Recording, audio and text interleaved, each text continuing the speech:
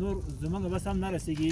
اوس 4 کلي دي دلته قرآن، 2 کلي قرآن، چایل او لینکر، دا خو ټول د زمونږ سرمایه ده که نه د شام ټول نورستان دپاره ټول دا د مسلمانان دلته چې د لغمان اوسېدونکي مسلمانان دي، نورستان اوسېدونکي دي، ټول د دې مسلمانانو شریک ځنګل و که نه. دلته خو د خدای تعالی غر ده، دلته هر څوک دلته استفاده کولی شي. دلته چې له منځه ځي ټول سرمایه لرل د نورستان ختم شو.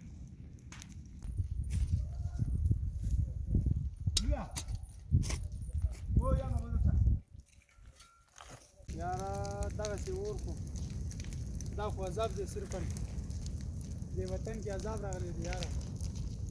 استاده الله دې ورحمېږي په خپل قدرت. حالت دې خراب دی نو زموږ د چارې نه بابا گوگر کرنگ چا بابا خراب ہے چا بابا بجون از دست دو بدا اما بابا یہ باسے میں شی گاوری یا ول پلی گنگو شی بنا سم جاگو کومبتون دی دینا کو نبی نه بیا